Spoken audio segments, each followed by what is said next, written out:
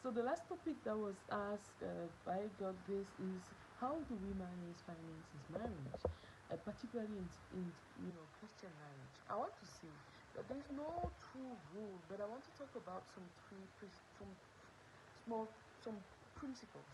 Let's talk about three. One, there are many, but the first one is that we have to commit ourselves to give our resources, including our finance, to God together. It may be good for a couple to sit down and commit their resources to God, including their finances. It may seem so simple that I know few people who do it.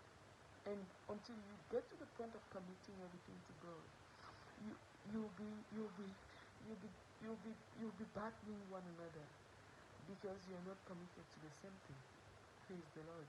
The second point I want to mention is that we need to build together trust and confidence. It's not a matter of having different bank accounts. It's not a matter of having the same account. It's not a matter of someone, the woman managing the funds and the other one.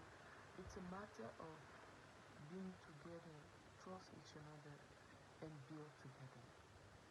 And of course, to be able to do that, we need to have, some people they have one bank account, some other they have one bank account where they manage everything, other have two separate accounts that they know each one another. There are other couples who the husband will provide to the wife. It's also a way of managing, and it's fine. As much as there is no frustration, as much as we do not build on frustration, one is frustrated because you are privating her or him from this money or from that. The other one is not sure if what you're doing secret things with your money. I mean, that will not help build a financial trust, right? Of course, we need to share our struggle, our battles, and also what we have. And in this case, we're not talking about having much. We're talking about building together. We're talking about putting things together so that it works. We're talking about making commitments together. And that leads me to the third principle, is that before we even talk about managing finance together, we need to talk about managing finance as an individual. The first way to manage your finance as an individual, as a spiritual person, is to battle against your own idols.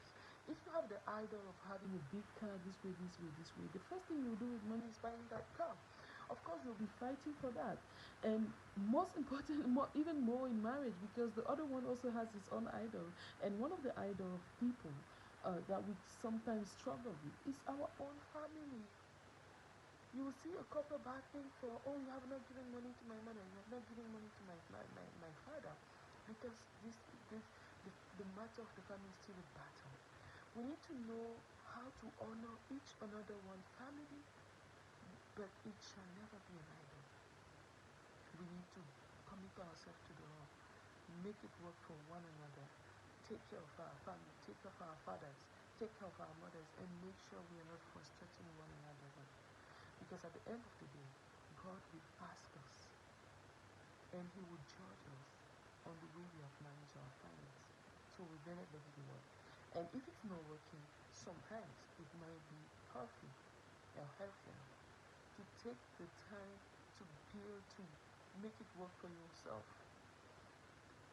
as a person, as an individual before God. Let's say someone don't want to pay his tithe, the other one don't want to pay his tithe. I'm sorry, I will pay the tithe on the money that I have received as an individual. At that point, I will not cooperate with you in my finance, in your sin. I will not. I will still pay the tithe. I will give the minimum offering that the Lord has granted me as an individual to get. If you don't want, it's fine. You will deal that with God, because in heaven there, the judgment day will be one alone, even for your finance.